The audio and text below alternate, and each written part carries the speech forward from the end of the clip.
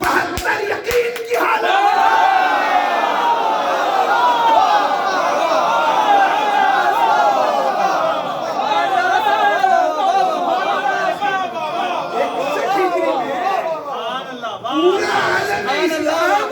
شک کی حالت میں تھا،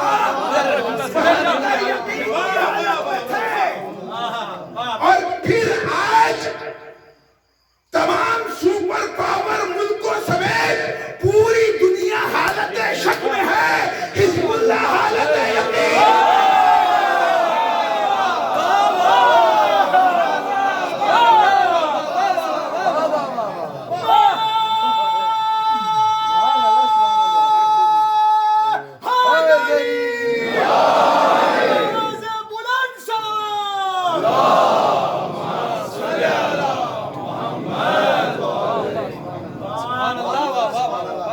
حزب اللہ کیا ہے؟ حالت یقین میں ہے۔ یقین رکھو، یہ جو عزاداری کر رہے ہو نا، یہ آنسو سنا نہیں آپ نے؟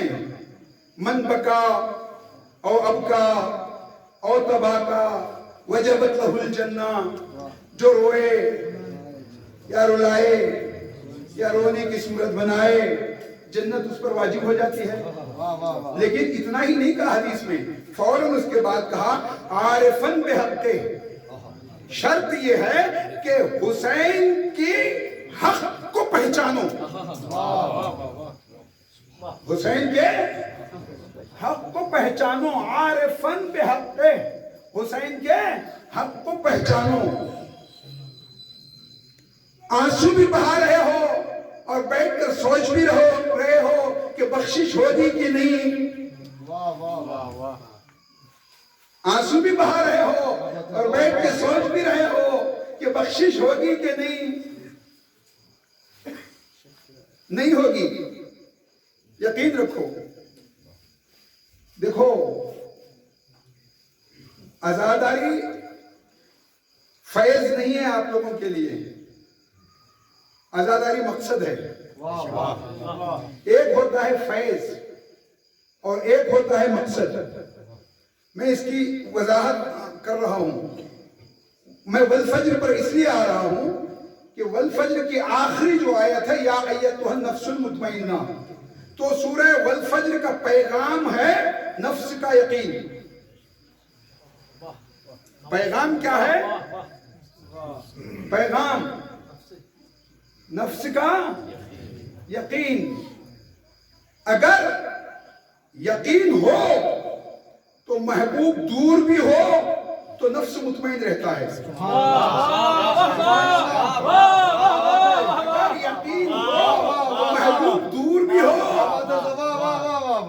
نفس مطمئن رہتا ہے، اور اگر یقین نہ ہو، شک ہو، تو محبوب کے پہلو میں بھی نفس پریشان رہتا ہے۔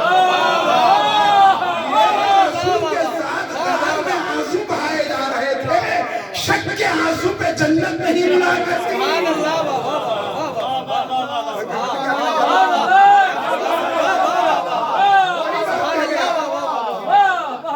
ذہن بیدار رکھیے، ایک ایک جملے پر غور کیجئے۔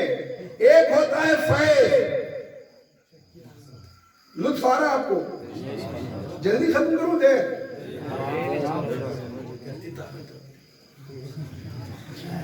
طاقت تو آزمانا ہو تو پھر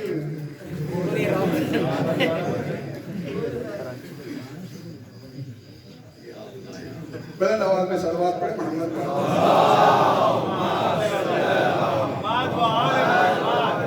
نہیں، یہ صلوات نہیں، ایک ایسا نعرہ مل کے لگائے، دونوں ہاتھ بلند کر کے ایک ہی آواز میں پوری طاقت کے ساتھ، نعرہ حیدری۔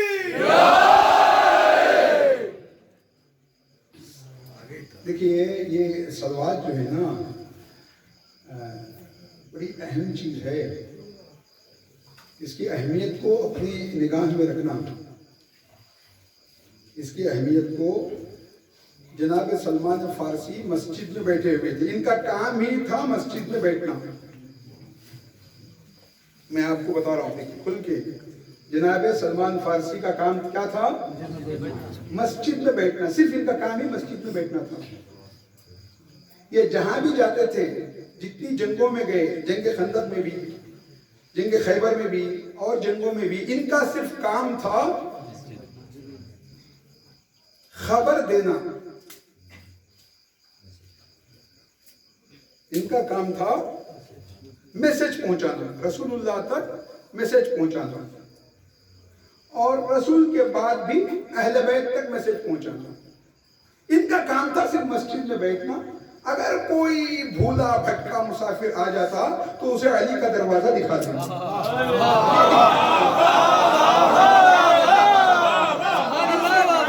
بھولا بھٹکا آ جاتا تو اسے علی کا دروازہ دکھاتے. یہ صراط مستقیم ہے. یہودیوں کا ایک گروہ آیا یہودیوں کا، اور اس نے آ کے مدینے میں سب سے پوچھتا ہوا مدینے کی مسجد میں آیا، اور خلیفہ صاحب نماز پڑھا رہے تھے. اس نے پوچھا کہ ایک سوال اہم کیا کہ تمہارا نبی دوسرے نبیوں سے افضل نہیں ہے؟ بٹ سنیے سلوات کے بات آ گئی ہے تو یہ بھی سن لینا، ایک تحفہ سمجھ کے لے کے جاؤ.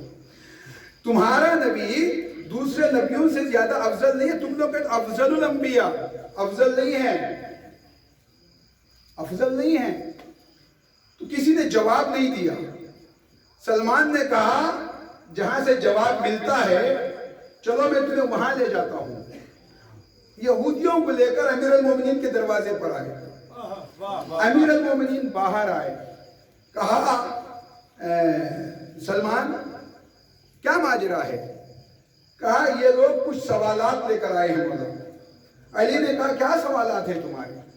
کہا کہ تمہارا نبی دوسرے انبیاء سے افضل نہیں ہو سکتا. امیر المومنین نے کہا کیوں، کس بنیاد پر، کیا دلیل ہے؟ تو انہوں نے کہا دیکھو آدم کو سجدہ ہوا تھا، تمہارے نبی کو سجدہ نہیں ہوا. تو آدم افضل ہے یا تمہارا نبی افضل ہے؟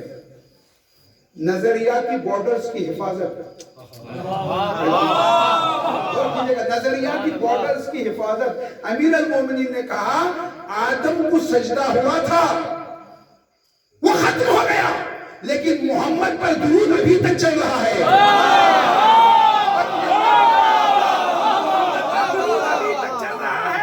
اور پھر کہا اے یہودیوں اتنا سنو، آدم کو سجدہ فرشتوں نے کیا تھا، محمد پر درود اللہ بھیج رہا ہے.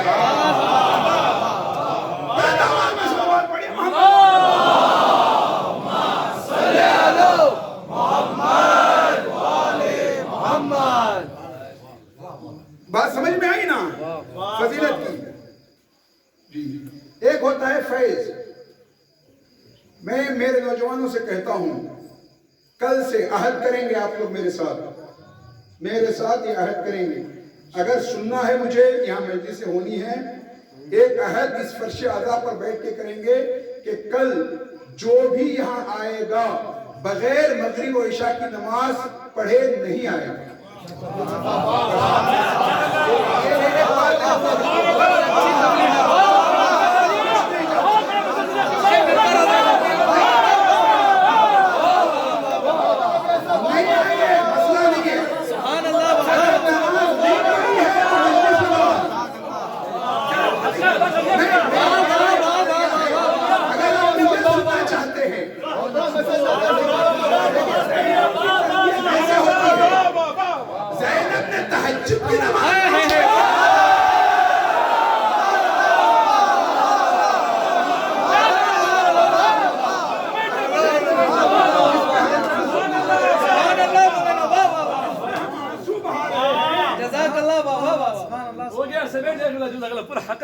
مجلس میں آنا اگر ارادہ ہے، مجلس میں یہاں کی مجلسوں میں شرکت کرنے کا ارادہ ہے تو بغیر نہیں، میں بات عام آپ کے حالات کی نہیں کر رہا ہوں، میں محرم کے ان 10 دنوں کی بات کر رہا ہوں. واجب ہے ہر صورت میں جب آپ 10 دن پڑھیں گے لذت ملے گی. چھوٹے گی بھی نہیں. اور اس کے اوپر کئی واقعات ہیں, کئی واقعات ہیں. یاد رکھیے گا, کل سے کوئی بھی نوجوان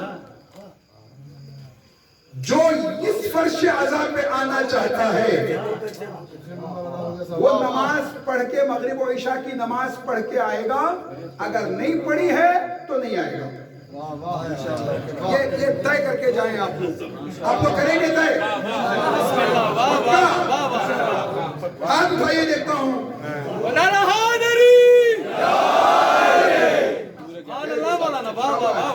اب ہم حسینی بنے. امام حسین کو سماج کی عزاداری پسند نہیں, حسین کی عزاداری پسند ہے. سماج کی عزاداری نہیں, ہم سماج کی عزاداری نہ کریں, ہم حسینی عزاداری کریں, زینبی عزاداری کریں, سجادی عزاداری کریں, باقری عزاداری کریں, صادقی عزاداری کریں, کاظمی عزاداری کریں. ایک ہوتا ہے فیض, ایک ہوتا ہے مقصد. فیض کے لیے نیت کی ضرورت نہیں ہے, مقصد کے لیے نیت کی ضرورت ہوتی ہے. فیض سب کو مل جاتا ہے, مقصد نیت والوں کو ملتا ہے. آپ نے یہاں سبیل لگائی ہے لوگوں کو پانی پلانے کے لیے. جو گزرے گا اسے پانی مل جائے گا, پانی ملے گا, ثواب نہیں ملے گا. ثواب اسے ملے گا جو مجلس کی نیت سے آ کر پیے گا. زیادہ فرق نہیں ہے, ثواب اسے ملے گا جو مجلس کی نیت سے آئے گا. اس لیے کہ فیض کے لیے نیت کی ضرورت نہیں ہے, وہ سب کو مل جاتا ہے. امیر کو, غریب کو, ہندو کو, مسلمان کو, کافر کو, یہودی کو, جوش کو, عیسائی کو, سکھ کو, بدھسٹ کو, سب کو اسلام کا فیض, قرآن کا فیض, ایمان کا فیض, عزاداری کا فیض, اہل بیت کا فیض سب کو ملا ہے, ملتا رہے گا. ان کا فیض رکے گا نہیں, کسی پر بھی نہیں رکے گا. ان کا فیض جاری ہے, وہ سب کو ملے گا. ان کا فیض بارڈرز کو نہیں دیکھتا, ان کا فیض مذہب کو نہیں دیکھتا, ان کا فیض مسلک کو نہیں دیکھتا, ان کا فیض طریقوں کو نہیں دیکھتا, ان کا فیض ہندو مسلم کو نہیں دیکھتا. ان کا فیض ایک عام فیض ہے. فیض ملے گا, کلمہ پڑھا نہیں پڑھا, جہاد کیا نہیں کیا, قرآن پڑھا نہیں پڑھا, میدان میں لڑے نہیں لڑے, ٹھہرے کہ بھاگ گئے, سب کو ملا فیض. میں کیا کہنے جا رہا ہوں, لیکن مقصد نیت کرنے والوں کو ملتا ہے. ہر فیض پانے والا جنت میں نہیں جا سکتا. جنت فیض پہ نہیں ملتی, نیت پہ ملتی ہے. آپ نے کوئی بھی کار خیر کیا, کوئی ایک کار خیر کرے گا, پوروں کو فائدہ اس کا ہوگا. آپ قبرستان میں چلے جائیے, ایک سورہ فاتحہ پڑھ دیجئے یا ایک بسم اللہ پڑھ دیجئے. بسم اللہ الرحمن الرحیم. آپ کے دادا کے لیے, نانا کے لیے, باپ کے لیے, بھائی کے لیے, کسی کے بھی لیے بھی آپ نے کہہ دیا بسم اللہ الرحمن الرحیم, تو 40 قبروں تک اس کا فیض پہنچے گا. ہاں, ابھی ید اللہ کاظم جرولی کے شعر سنا رہے تھے. اب شعر کو سمجھنا کہ میں نے پڑھی تھی اپنی حفاظت کے واسطے, نادر علی نے سارا علاقہ بچا لیا.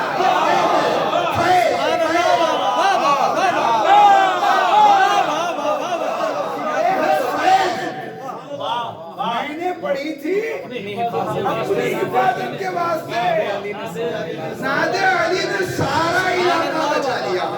اسے کہتے ہیں فیض.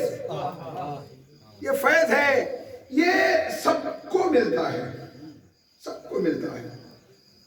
لہذا یقین رکھیے امام حسین علیہ السلام کے اوپر جو آپ لوگ, یہ تمہیدی گفتگو ہے, آج کی تمہیدی گفتگو ہے, اور میں یہ تمہید اس لیے مان رہا ہوں تاکہ میرے آنے والے یہ جو سننے والا مجمع ہے انشاءاللہ پیک پہ لے کر جاؤں گا. ان آنسوؤں کو شک کی حالت میں نہ بہائیے, پورے یقین کی حالت میں بہائیے. یقین رکھیے جو کچھ آپ کر رہے ہیں یہ سب روایات کی بنیاد پر ہے. کوئی عمل ہمارا روایت سے ہٹ کر نہیں ہے، مقصد سے ہٹ کر نہیں ہے. جو کچھ اس وقت عزاداری چل رہی ہے زمانے سے، یہ سب روایت کی بنیاد پر ہے. اس میں کوئی خرافات نہیں ہے. میں سچ کہہ رہا ہوں. میں نے خوب ڈوب کے دیکھا، گہرا مطالعہ کیا. اس میں کوئی اس نعمت کو جو آپ کو ملے ہیں، یہ آنسو، یہ مجلس اعضا، اسے کفر میں مت بدلیے. شک کر کے اس کو کفر میں مت بدلنا. کفر میں مت بدلنا. میں جملہ دے رہا ہوں، دیکھتا ہوں کتنا بیدار ہیں آپ لوگ. کفر میں نہ بدلنا. کفر میں نہ بدلنا. اس نعمت کو یقین سمجھ کر اپنے ہاتھ میں پکڑے رہنا، اور اس کو شک میں نہ بدلنا. شک کر کے، شک پتا ہے اتنی بڑی بری بیماری ہے یہ شک. لاکھوں برس کے عابد کو شیطان بنا دیا اسی شک نے. اور جن پر آپ لوگ لعنتیں کر رہے ہیں نا، ان کو بھی شک ہی ہوا تھا.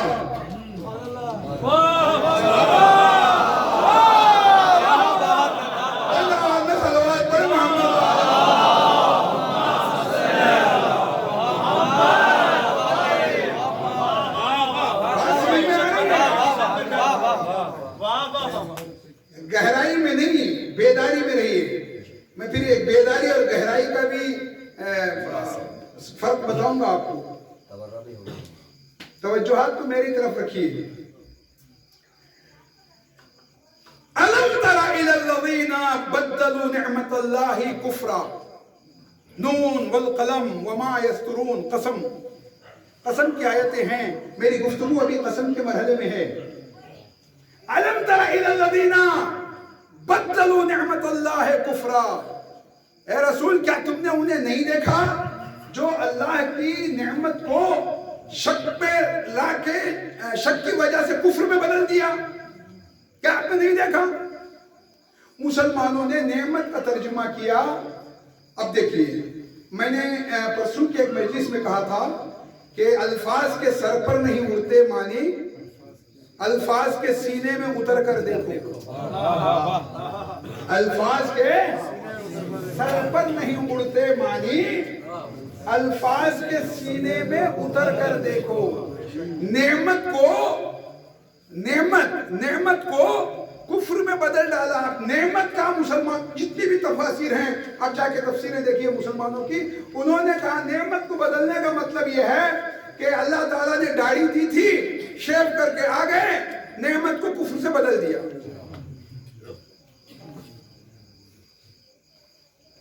جی، مسلمانوں نے جو ترجمہ کیا ہے، الفاظ کے سر پر نہیں اڑتے معنی الفاظ کے سینے میں اتر کر دیکھو. نعمت کو بدلنے کا مطلب یہ کہ اللہ نے داڑھی دی تھی، داڑھی کو مڑا دیا، نعمت کو کفر سے بدل دیا. اللہ نے لباس، اسلامی لباس پہننے کو کہا تھا. اللہ نے اسلامی لباس، یہ مفسرین کی باتیں ہیں جو میں کر رہا ہوں. اللہ نے اسلامی لباس پہننے کو کہا تھا، کوٹ پتلون پہن کے آ گئے، نعمت کو بدل دیا.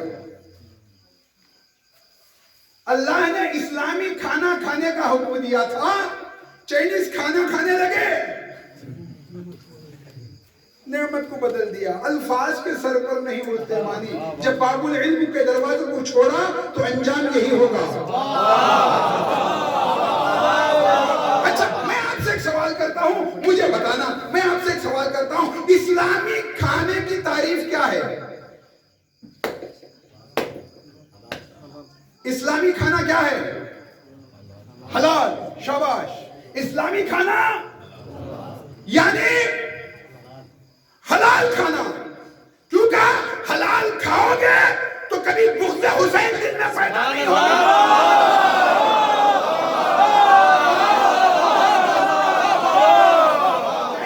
نہیں سمجھے. اب میں ایک جملہ کہنے جا رہا ہوں، آخری جملہ میں کہنے جا رہا ہوں. دیکھنا کتنا بیدار ہوں گے آپ لوگ، کتنا بیدار ہیں، اور آئندہ کی میری مجالس میں کب تک کتنا بیدار رہیں گے. حلال کھاؤ گے، اسلامی کھانے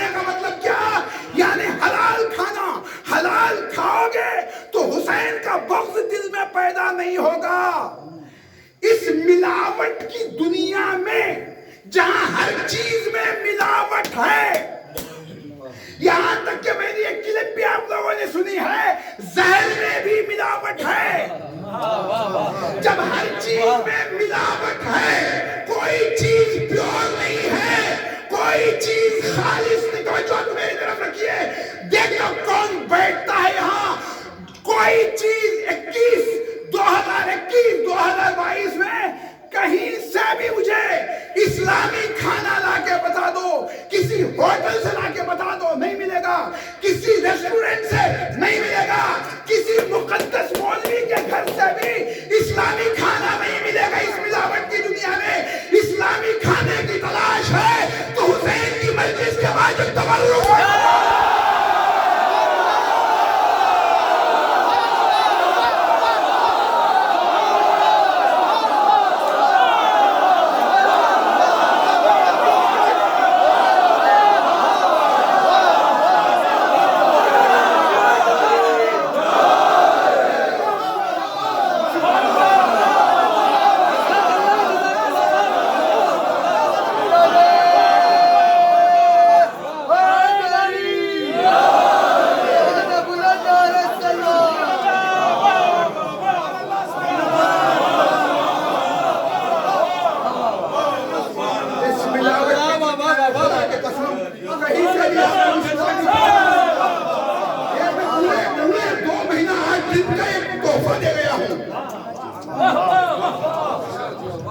اسلامی کھانا اگر کہیں سوائے مجلس حسین کے تبرک کے دنیا میں آپ کو کہیں سے نہیں ملے گا. حسینیت زندہ باد، حسینیت زندہ باد، نعرہ حیدری. کا مطلب اسلامی کھانا کھانے کا حکم جاتا ہے. مسلمانوں، تم نے علی کے دروازے کو چھوڑا، اہل بیت سے دور ہوئے، تو تمہاری تفسیریں بھی ظاہری الفاظ پہ اٹک کر رہ گئی. جو چیز دکھائی دیتی ہے اسے دیکھنا کمال نہیں ہے. دکھائی دیتی ہے اسے دیکھنا کمال نہیں ہے. جو دکھائی نہیں دیتی اس کو دیکھنا کہتے ہیں. دیکھنا جو دکھائی الفاظ کے سر پر نہیں اڑتے مانی، الفاظ کے سینے میں اتر کر دیکھو. اللہ تعالیٰ نے داڑھی دی، رخسار آپ نے مونڈ کے خالی کر دیے، تو مسلمانوں نے کہا یہ نعمت کو بدلنا ہوا. تو یہ مسلمانوں، اگر داڑھی سے تمہارے رخسار خالی ہو جائے تو یہ نعمت کو بدلنا ہو گیا. تو اللہ کے چہرے کو ہٹا کر خلافت کی مصلحت پہ تو کو جو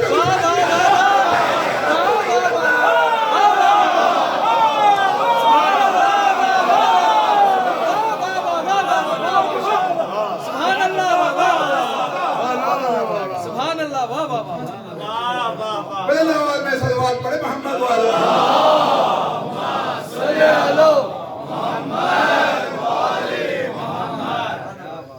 کیسوں کو لا کے تم نے رکھا؟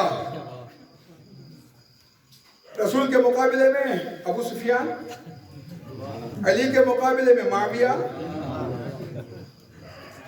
حسین کے مقابلے میں یزید. آپ کو معلوم ہے نظریاتی ملکی بارڈرز میں یہ آپ کے ذہنوں کو اس لیے تیار کر رہا ہوں، آمادہ کر رہا ہوں آئندہ کی مجالس کے لیے، کہ آج ایک بہت بڑی وبا پھیلی ہوئی ہے. پتہ ہے بہت بڑی وبا ہے یہ. کون سی وبا؟ کرونا نہیں بیٹا، کرونا وبا نہیں ہے، یہ ہے ہی نہیں وبا. یہ ملنگیت اور اخباریت جو ہے نا،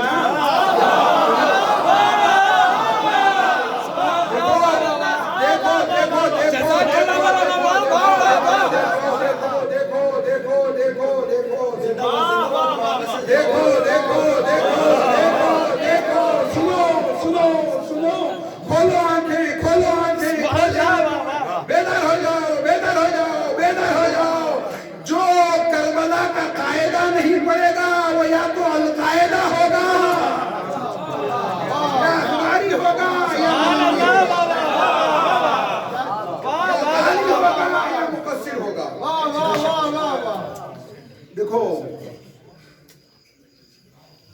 बुक खोलो, ये नजरियाती बॉर्डर्स, ये जितने ये मलंग है ना, अखबारी है ना, ये शक में मुब्तला है।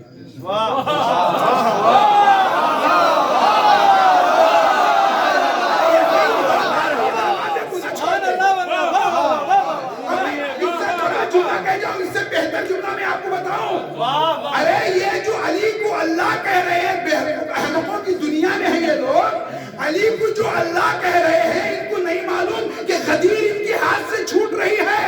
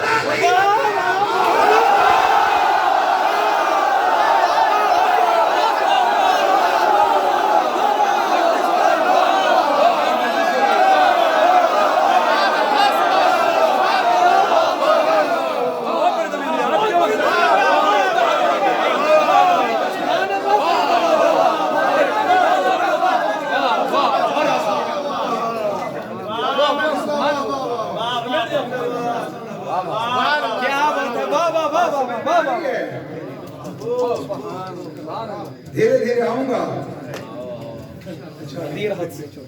हुसैन के मुकाबले में कौन आया? ये एक शक का सिलसिला जो चला है ना, शक का सिलसिला, अगर ये हालत यकीन में होते तो इतने अच्छे मजहब को अगर हालत यकीन में होते,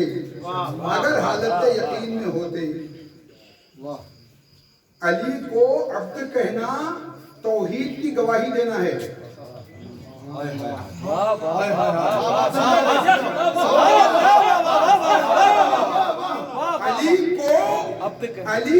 अली पता है कौन है? अल्लाह को मानने की नीयत का नाम है अली।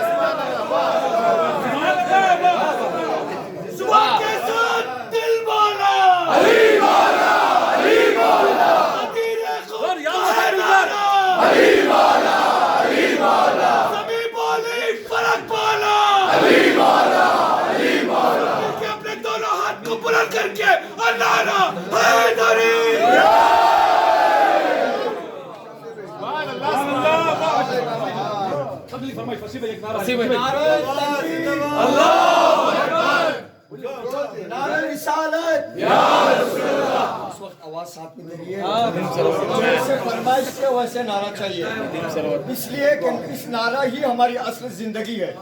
अभी मौलाना कहते कि एतेकाफ वो अमल है जिसका सवाब किसी ने भी एतेकाफ पे अमल किया,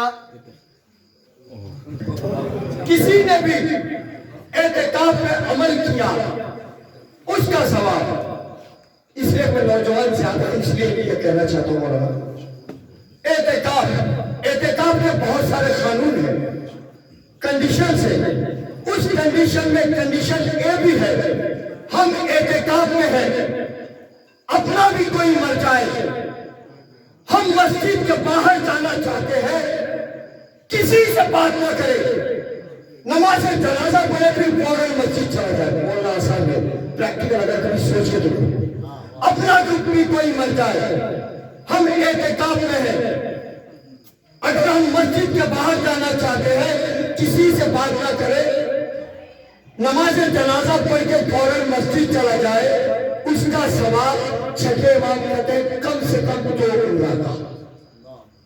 और जिसने भी میرے چند علی کا چھٹواں فرماتے ہیں جس نے بھی میرے چند علی کا ایک بار نام لے 6 مہینے کے اعتکاف سے افضل ہے.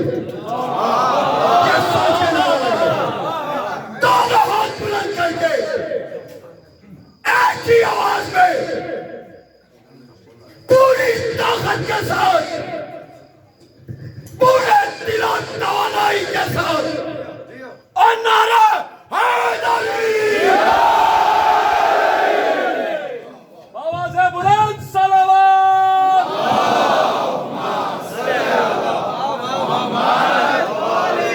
تمام عزاداروں کی سلامتی کے لیے مولانا موسیٰ کی سلامتی کے لیے آواز بلند صلوات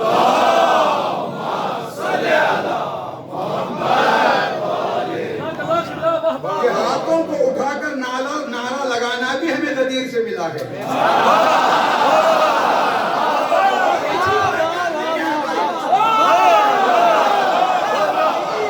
ہماری ساری چیزیں روایت کی بنیاد کے اوپر ہیں. سلامت رکھے سلامت رکھے. آپ کے ماں باپ آپ کو پروان چڑھتے ہوئے دیکھیں. آپ سپاہی ہیں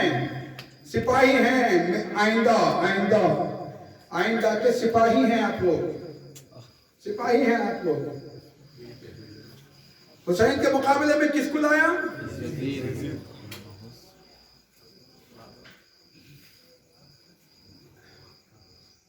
میں اکثر سفر کرتا ہوں.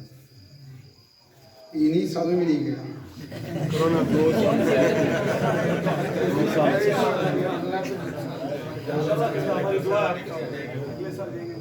ایک بار میں ایئرپورٹ گیا بنگلور. سننا آرام سے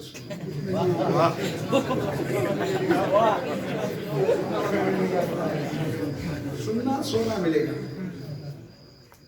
سننا. اور میں اکثر یہ کہا کرتا ہوں مجلس پڑھنا آسان ہے, مجلس کو سننا مشکل ہے. پتہ نہیں آدمی کیا کیا پڑھتے ہیں, سننا بہت مشکل ہے.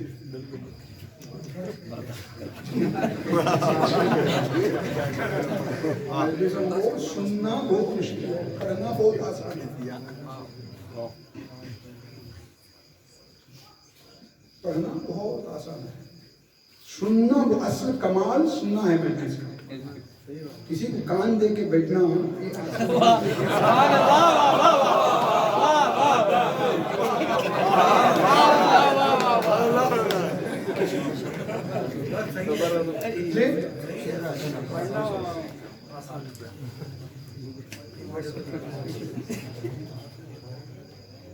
میں ایئرپورٹ گیا بنگلور.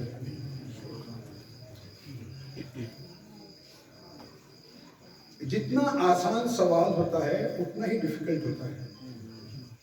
یہ ذہنوں میں آپ رکھیے. سوال جتنا آسان ہوتا ہے وہ اتنا ہی ڈیفیکلٹ ہوتا ہے. اس نے کہا آپ کا نام کیا ہے؟ یہ کوئی مشکل سوال ہے؟ مجھے آپ بتائیے, کوئی مشکل سوال ہے؟ آپ کہاں کے ہیں؟ مشکل ہے سوال؟ ایزی نہیں ہے, بہت مشکل ہے. اگر آپ علی پور کے ہوں گے تو آپ کے لیے ایزی ہے. اگر آپ علی پور کے ہوں گے تو آپ کے لیے ایزی ہے.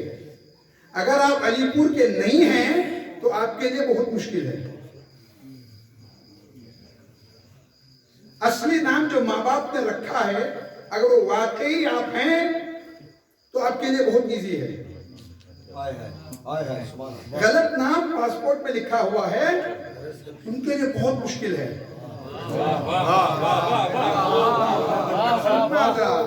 سنو, یہ بھی ایک تحفہ لے کر جاؤ. جاؤ 2 تحفے لو, لیکن ایک بات ذہن میں رکھو, نماز پڑھ کے آنا.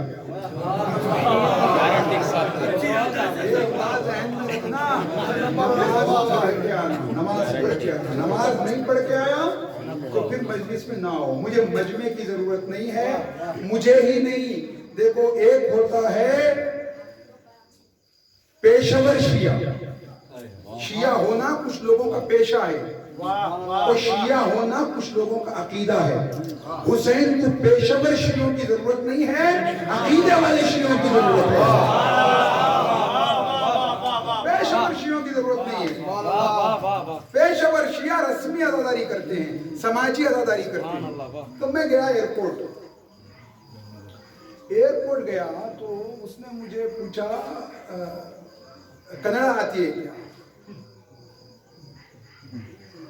نہیں آتی مجھے. بڑا مشکل یہ ہے.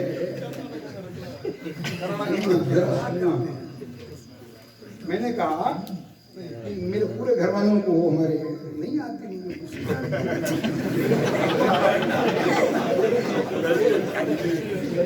اور میں بولنے سے کبھی ہچکچاتا نہیں. میری سب سے بڑی پرابلم یہی ہے. سب سے بڑی پرابلم جو کیا ہے وہ میں مصلحت نہیں دیکھتا ہوں بولنے میں. بے شک بے شک. مصلحت کبھی نہیں. ہمارے گھر والوں نہیں آتی کہنا آتی. ہمارا آئین بھی بولا تھا اور تو بول.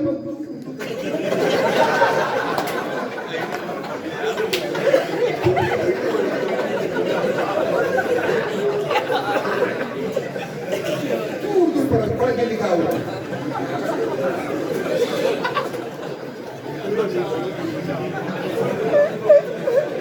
کہاں سے پڑھے گا؟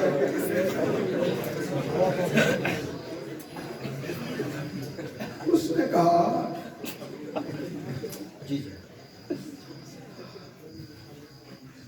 ہنسنا پتا ہے آپ کو.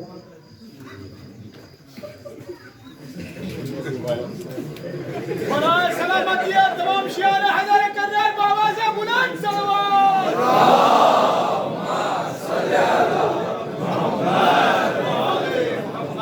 اس نے کہا کہنا آتی ہے. میں نے کہا اللہ صاحب کوئی بات مجھے اسے ڈاؤٹ آ گیا. بارڈرز کی, ملک کی بارڈرز, نظریاتی بارڈرز کی حفاظت.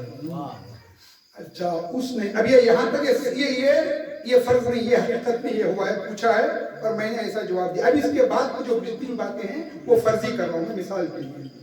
پھر اس نے مجھ سے پوچھا کہ یہ 15 اگست کیا ہے. میں نے کہا مجھے نہیں معلوم 15 اگست کیا ہوتا ہے. یہ 22 جنوری کا 26 جنوری کا جہنم میں جائے بھاڑ میں جائے, مجھے کیا مطلب کیا 26 جنوری ہے کیا 15 اگست ہے, مجھے کیا لینا دینا. گاندھی جی کون ہیں؟ میں نے کہا وہ انگریزوں کے ایجنٹ تھے. میں نے کہا وہ انگریزوں کے ایجنٹ تھے. یہ ڈاکٹر امبیڈکر کون تھے؟ تو میں نے کہا وہ مسلمان ہو گئے تھے.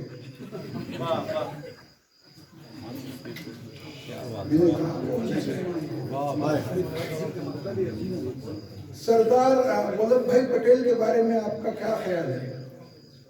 میں نے کہا کہ کس نے کہا کہ وہ مجاہد آزادی ہے؟ اس نے کہا نہیں, یہ آپ پڑوسی ملک کے جاسوس ہیں. نہیں, یہ آپ اس ملک کے. اس کو پہلے اس نے ایزی سوال کیا کنڑا آتی ہے یا نہیں. جب وہاں میں نے نہیں کہا تو اسے ڈاؤٹ ہوا. اس نے پھر یہ سارے سوالات کیے بارڈرز کی, امیگریشن بارڈرز کی. اس نے مجھ سے کہا کہ آپ نہیں لگتے, آپ ہندوستانی نہیں ہیں, آپ ہندوستانی نہیں ہیں, آپ پڑوسی ملک کے جاسوس ہیں, لے جاؤ ہندو کنٹرول روم میں. میں نے کہا یہ پاسپورٹ ہے. پاسپورٹ ہونا مسلمانوں, یہ امت شاہ جو ہندو ہے اسے بھی یقین ہے, یہ بات اسے بھی معلوم ہے کہ خالی پاسپورٹ ہونا سٹیزن شپ کی دلیل نہیں ہے. یزید کے پاس صرف اسلام کا پاسپورٹ تھا.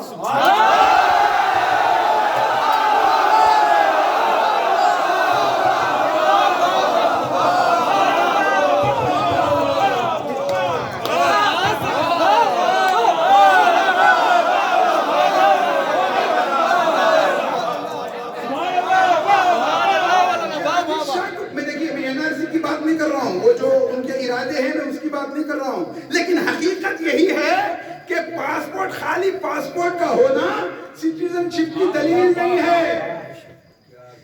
جب میں نے اس ملک کے بڑے بڑے قوانین کا انکار کر دیا تو اب میں اس ملک کا باشندہ کیسے؟ یزید تو کہہ رہا تھا نہ وحی آئی، نہ کتاب آئی، نہ رسول آیا، نہ جبریل آئے، جو پورے قانون کا انکار کر رہا تھا. مسلمانوں، ہندوؤں کو یہ بات معلوم ہو گئی ہے، اب تک تم نے یزید کے بارے میں معلومات حاصل نہیں کی. بڑے افسوس کی بات ہے، بڑے افسوس کی بات ہے. اس بات کو میرا گلا ساتھ نہیں دے رہا ہے، انشاءاللہ آئندہ کی مجالس میں اسے پورا کروں گا. نظریاتی بارڈرز، ملکی بارڈرز، ملک کی بارڈرز کی حفاظت ویپن سے ہوتی ہے، امیگریشن آفیسروں سے ہوتی ہے. جہاں جہاں جس قسم کے بارڈرز آفیسرز ہوتے ہیں، جو شعبے ہوتے ہیں، وہ ان کی حفاظت کرتے ہیں. کربلا نظریاتی بارڈرز کی محافظ ہے. میں بہت بڑی بات کر رہا ہوں، بہت بڑی بات کر رہا ہوں. کربلا، ایک بات یہ جملہ لکھ لو، کربلا نظریاتی بارڈرز کی محافظ ہے. اسی نے کربلا ہی نے یہ ذہنوں کی یہ نظریاتی جس کو یقین کے ساتھ حل ہونا چاہیے، پکا یقین ہو اصولوں پر. میں یہ باتیں نہ کہتا اگر ہم غیبت کے زمانے میں نہ ہوتے. 11 اماموں تک جتنے شیعہ تھے 11 اماموں تک، ان کے لیے کوئی مشکل نہیں تھا. اس لیے انہوں نے ہاتھ بھی کٹائے، عزاداری کی، پاؤں کٹائے، عزاداری کی، آنکھیں دے دی، عزاداری کی، دیواروں میں چنوا دیا گیا، عزاداری کی. ان کے سامنے امام تھا. جب بھی کبھی کوئی شک پیدا ہوتا وہ امام تک پہنچ جاتا. ہمارے لیے بہت مشکل ہے، ہم غیبت کے زمانے میں ہیں، ہمارے سامنے کوئی امام نہیں ہے، امام ہے پردہ غیب میں. تو یاد رکھو، جس طرح خدا کے اوپر یقین رکھتے ہو اسی طرح حسین کی عطا کے اوپر یقین رکھو. تمہاری ہیلپ کریں گے. عزاداری، عزاداری اس یقین کے ساتھ مناؤ. ہم غیبت کے زمانے میں ہیں، اور غیبت کے زمانے میں نظریاتی بارڈرز کی حفاظت کرنے والے کون ہیں؟ مراجع کرام.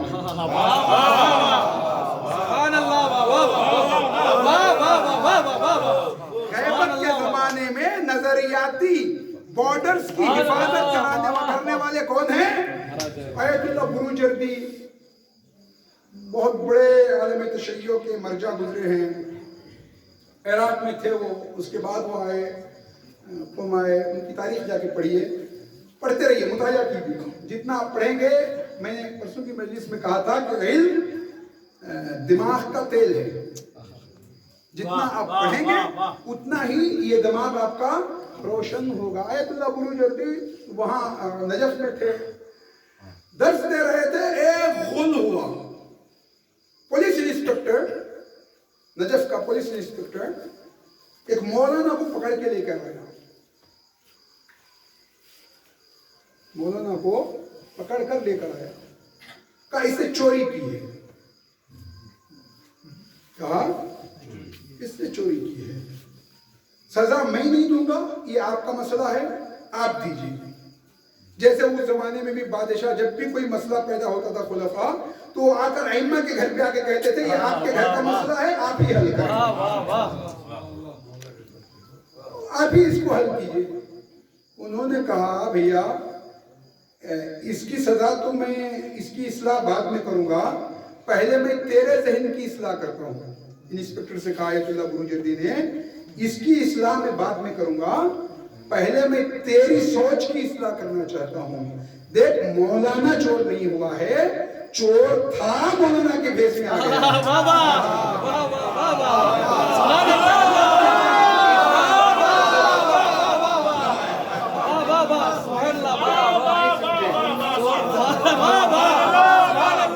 تو پہلے کریکٹ ہو جا.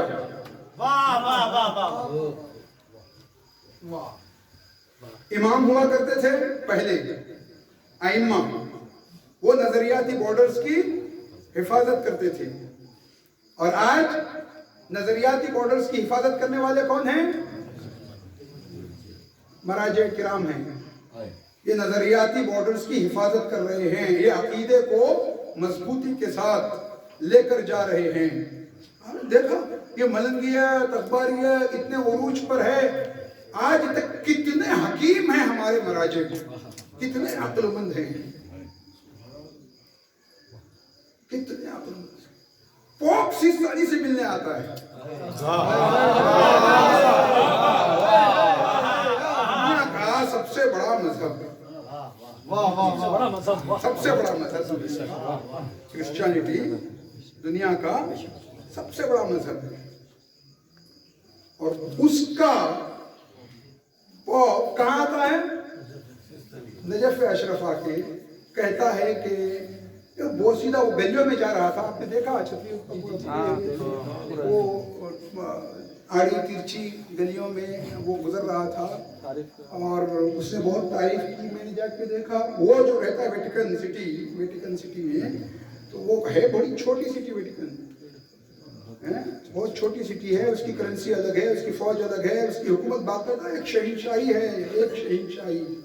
وہ کہتا ہے میں نے ایک بہت سیدھا مکان اس مرد مجاہد کا دیکھا جس کے چہرے پر نور چمک رہا تھا، اس کے چہرے پر ایک طرح کا نور تھا. امریکہ نے ریسرچ کی ہے، کروڑوں ڈالر خرچ کر کے یہ ریسرچ کی ہے، اور ریکارڈ یہ بات ہے آپ کو کسی بھی ڈیجیٹل لائبریری میں مل جائے گا، یا آپ جا کے انٹرنیٹ پر بھی سرچ کر سکتے ہیں کہ امریکہ نے کروڑوں ڈالر خرچ کر کے اس نتیجے پر امریکہ پہنچا ہے کہ شیعہ مراجع میں یہ جو طاقت ہے اس کی اصل وجہ یہ ہے کہ ان کی 7 پشتوں میں کوئی حرامی نہیں ہوتا.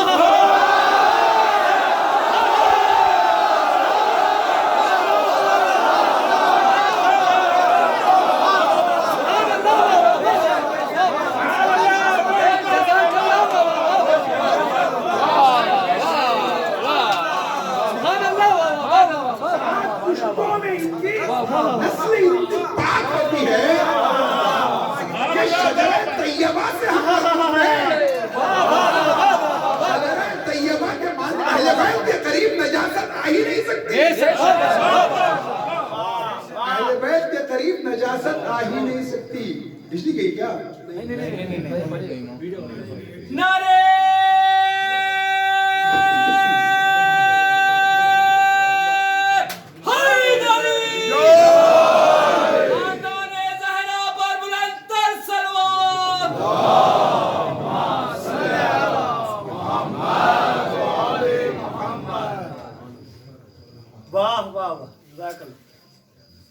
اہل بیت وہ بہت سیدھا مکان کو اس نے دیکھا. آیت اللہ بس کروں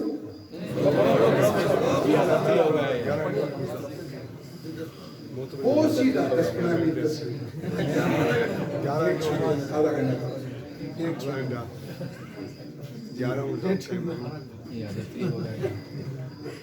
نہیں. ہمارے گاؤں میں کوئی ایسی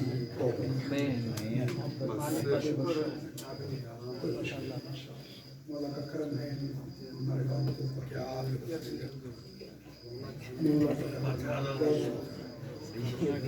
اتنے علماء کے باوجود گاؤں متحد ہے، یہ سب سے بڑا. اتنے مولویوں کے باوجود یہ گاؤں زندہ ہے. سبحان اللہ.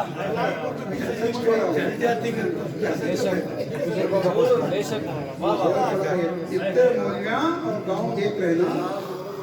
اب तक पता नहीं कितने टुकड़े हो गए होते।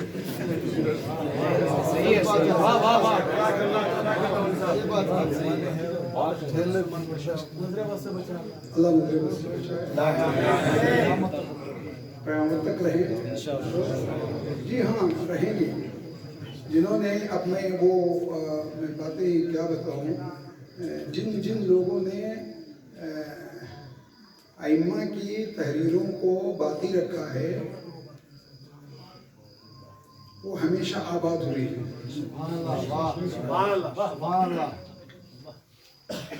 रसूलुल्लाह ने किसरा को खत लिखा, ईरान की, उसने रसूलुल्लाह के खत को फाड़ डाला, टुकड़े टुकड़े कर दिया, तो उसकी हुकूमत भी टुकड़ों में बढ़ गई।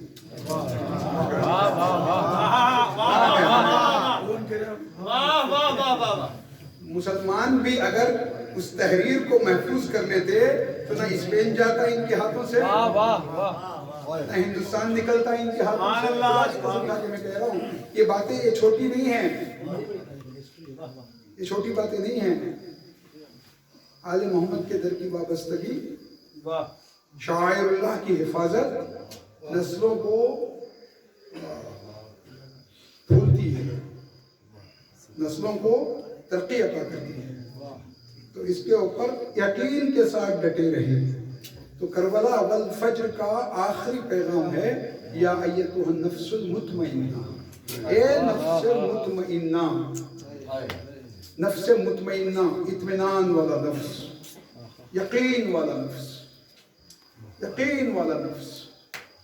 ऐसा यकीन कि जिस तरह आप बैंक में अमाउंट रखवाते हैं ना, पैसा रखवाते हैं, तो आपको यकीन होता है कि मैं जब भी जाऊंगा वो मिलेगा। इसी तरह करबला वालों को यकीन था कि हम मरेंगे तो ये जिंदगी हमें वापस मिलेगी। ऐसी जिंदगी अल्लाह ताला ने उन्हें अता कर दी। यकीन, इत्मीनान, कातिल आया भी पे कत्ल तो डरते डरते। यकीन। उधर से हुर चला, हुसैन ने गुबार कोड़ते हुए देखा। 4 मुहर्रम आ गए, 4 मुहर्रम हो गए, 4 मुहर्रम। गुबार उड़ते हुए अब्बास दौड़ो। पेशवाई के लिए कासिम मुस्तर दौड़े, बाजू को थामने अब्बास दिलावर। एक तरफ ज़ैनब मुस्तर की गुले तर दौड़े, खोला अब्बास ने हाथों को फिदाई की तरह, बढ़ के शब्बीर ने लिपटा लिया भाई। पूरे फिरदौस की प्यासे को दुआ देने लगी, जाने इस्मत सिलाए सिद्क़ व सफा देने। उठ के सैदानियां खैमे में दुआ देने। कहा ज़ैनब ने कि मेहमान हमारा आया, फिर करे फातिमा ज़हरा का सितारा आया। कहा ज़ैनब ने कि मेहमान हमारा आया, फिर दरे फातिमा ज़हरा का सितारा आया। और सितारा बन के आया, और सितारा बन के आया। अच्छा, ये सितारा बन के कब आया पता है आपको? सुबह आशूर वजू करने को बैठा, उसने चुल्लू में पानी लिया, अपने चेहरे पर डाला, किसी बीवी की आवाज आई, मेरे बेटों ने क्या खता की?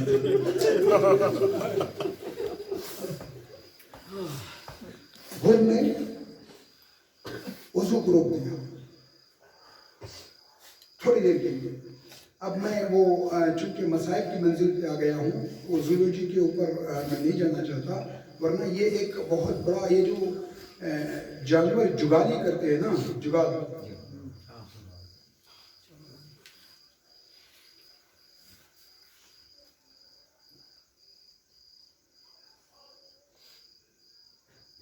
शिकारी हरणों का शिकार किस तरह से करते हैं। کبھی میں بتاؤں گا، کبھی موقع ملے تو بتاؤں گا۔ پھر حور نے دوبارہ اپنے چہرے پر پانی ڈالا، آواز آئی، حور میرے چھوٹے چھوٹے بچوں نے کیا قصور کیا ہے؟ حور پھر رک گیا، حور پھر رک گیا۔ اس نے داہنے ہاتھ پہ پانی ڈالا، آواز آئی، حور میرے بچوں نے کیا خطا کی ہے؟ اور پھر رک گیا۔